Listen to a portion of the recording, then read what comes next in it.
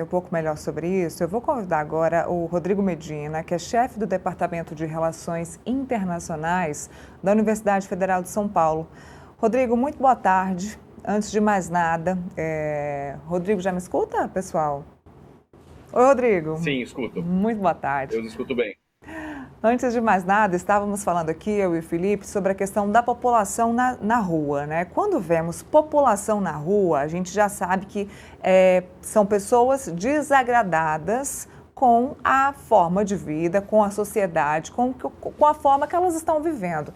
O regime dos ayatolás pode ser um problema. O que desagrada mais hoje a sociedade no Irã? O que levou, de fato, a população a chegar nesse limite, neste ponto? Pois bem, boa tarde, Neila, boa tarde, Fernando, a todos que nos assistem por aqui. Há uma conjugação de fatores que devem ser levados em consideração, né, para que nós consigamos compreender o que leva a uma mobilização contra o regime iraniano de tamanha envergadura. É a maior mobilização, pelo menos, em 3 anos, não é? E com o cômputo de pelo menos 500 mortos e em torno de 10.600 detidos, presos pelas autoridades do regime. Dentre esses fatores, nós temos ao menos 2 questões mais emblemáticas, se não urgentes.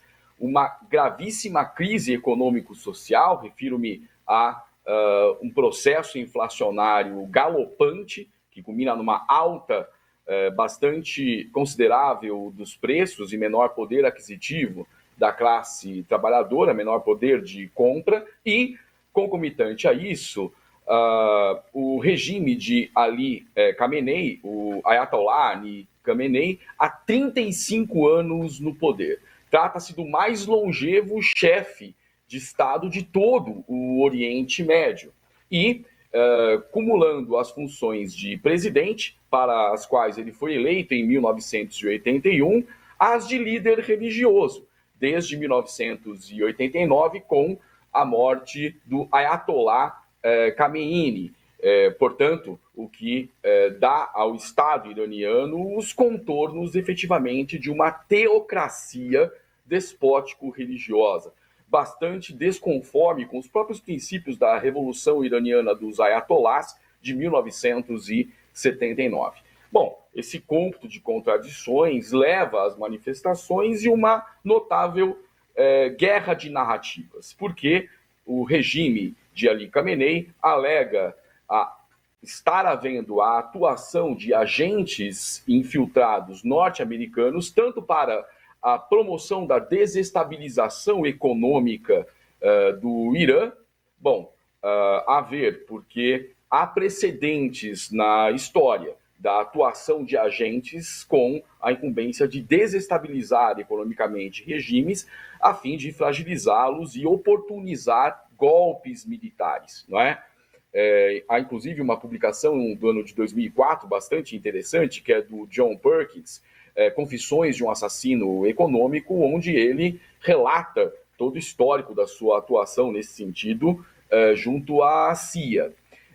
E também o regime acusa a atuação de agentes infiltrados na depredação e incêndio de mesquitas e prédios públicos, bem como atribui parte das mortes à atuação desses agentes infiltrados que, portanto, teriam a função de insuflar as massas contra o regime iraniano.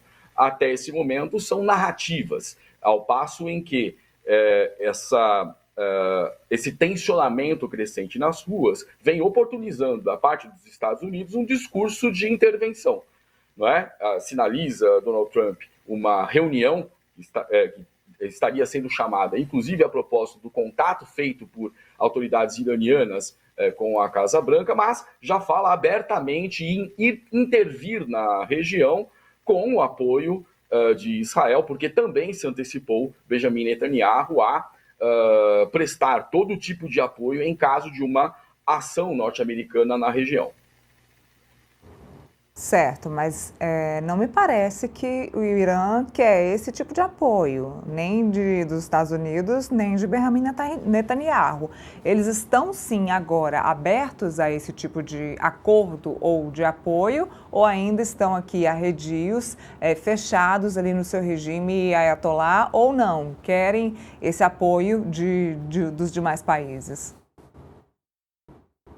Esse contato que alega a Casa Branca ter recebido de autoridades iranianas teria uma função elementar: distensionar relações no momento em que o discurso oficial da Casa Branca já aponta para a possibilidade de uma intervenção armada a pretexto de apoiar os manifestantes que tomam as ruas das principais cidades iranianas. Então, se tiver havido efetivamente esse contato, teria ele tido, a meu ver, o objetivo de apaziguar ânimos e comprometer-se em mudanças, eventualmente, no espectro econômico que dessem conta de contemplar pautas que estão presentes nas ruas, não é? Mas é importante relembrar aqui que o Irã, o regime de Teherã, estão na alça de mira dos Estados Unidos, da política externa norte-americana, desde há muito tempo. Né? Vamos recordar, por exemplo, a longa década de 1980, quando o regime Baath de Saddam Hussein foi fomentado pelos Estados Unidos para lutar a guerra Irã-Iraque com o propósito, dentre outros, de conter a Revolução Iraniana nos seus limites. Um pouco mais próximo de nós no tempo está o processo que nós chamamos de redirecionamento, que é a atuação da inteligência e de todo o aparato norte-americano para a produção de mudanças de regime, que em 2012 nós convencionamos chamar de Primavera Árabe. Né? Varreu diversos países médio-orientais, todos eles eivados de contradições internas, né? E que dizem respeito às convulsões sociais que ali tiveram lugar, mas muitos desses processos foram manejados por aparatos de inteligência, sobretudo norte-americanos, nos interesses de Washington, que muitas vezes já verbalizaram o intuito de balcanizar parte daquela região. Bom, a gente pode detalhar isso mais adiante. No entanto, essa estratégia de redirecionamento, naquele momento que nós chamamos de Primavera Árabe, mais uma vez, não é? E que pretendia chegar até Teherã, essa seria, a meu ver, a estação final das mudanças de regime, encontrou um paredão, a guerra civil na Síria, né, e todo o seu desdobramento subsequente, sobretudo elevando tensões entre Estados Unidos e Rússia. É importante lembrar que o Irã é uma aliança estratégica de primeira grandeza, não só da Rússia, mas sob vários aspectos da China também, se nós considerarmos que o Irã compõe o que chamamos de arco xiita, né, as três principais potências xiitas na região, Irã, Iraque e Síria, né, e que tem por trás desse, em termos de apoio político, incluso militar, e uma série de relações econômicas, o consórcio Rússia e China. De outro lado, as petromonarquias do Golfo têm por detrás de si, como procuradores, digamos assim, os Estados Unidos frente à OTAN. Sob vários aspectos, esses conflitos médio-orientais respondem àquela lógica que nos é conhecida do tempo da Guerra Fria, que é das guerras por procuração. Não é? Então, esses tensionamentos que se avizinham, sobretudo com as possibilidades de uma intervenção norte-americana no Irã, o que eu acho nesse momento difícil, né? Mas, enfim, o Trump tem por hábito, né, nos tomar a todos de surpresa. Os nossos cálculos estratégicos parecem não funcionar bem para antever suas ações. Não é? Esses elementos todos têm que ser levados em consideração nesse momento. Os interesses norte-americanos, desde há muito, tentando produzir a mudança de regime no Irã. Deixa eu passar a bola para o Felipe, então. Deixa eu entender, pessoal. Felipe, eu queria que você fizesse a pergunta, então, para o Rodrigo Medina, para a gente poder continuar um pouquinho nesse assunto aí de Irã. Daqui a pouco a gente muda de convidado, a gente vai manter o mesmo assunto, mas por enquanto a gente está com o Rodrigo Medina. Eu queria que você fizesse a sua pergunta para ele, por favor. Boa tarde, Rodrigo. Medina, eu queria saber qual que é a sua opinião sobre a possível intervenção militar dos Estados Unidos no Irã. Você acha que há espaço para esse tipo de situação ou realmente vão negociar, né? O Trump falou algumas vezes que o Irã está disposto a negociar, né, o acordo nuclear, né? Você acha que teremos, né, a possibilidade de uma intervenção militar ou estaremos só no âmbito da negociação entre os dois países relacionado à questão militar e à questão nuclear? Muito provavelmente nós estamos diante de estratégias negociais que fazem uso de elementos de dissuasão.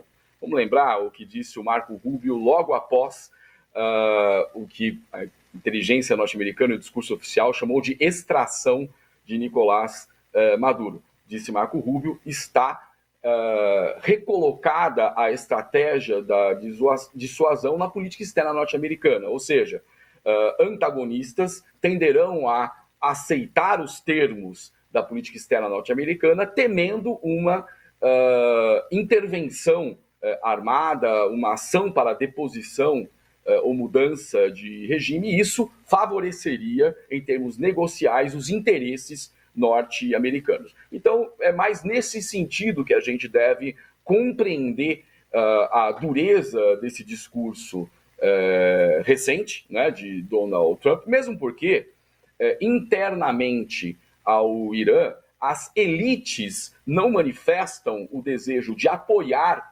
qualquer iniciativa de mudança de regime, e essas alianças são absolutamente fundamentais para a produção dessas mudanças, enquanto não há oposição organizada, né, que possa tomar o lugar após uma ação assemelhada àquela que ocorreu na Venezuela e, repito, não há elementos que informem a possibilidade disso vir a acontecer no Irã, sobretudo porque se trata de uma fortaleza militar de poder muitas vezes superior à Venezuela. Né? Isso deve ser levado em consideração nos cálculos que a gente faz de política de poder, não é? Porque apenas o poder pode impor limites ao poder. Nesses termos, eu considero, né, que elementos do corolário Roosevelt da doutrina Monroe, a política do Big Stick, ou seja, fale suavemente, né, enquanto carrega, né, um porrete, ajudem a compreender essas novas estratégias, velhas estratégias negociais que têm sido assumidas por essa nova gestão Donald Trump. Bom, Rodrigo, eu vou pedir licença um minutinho para o Rodrigo. Daqui a pouco ele vai voltar para conversar com a gente sobre outro assunto, sobre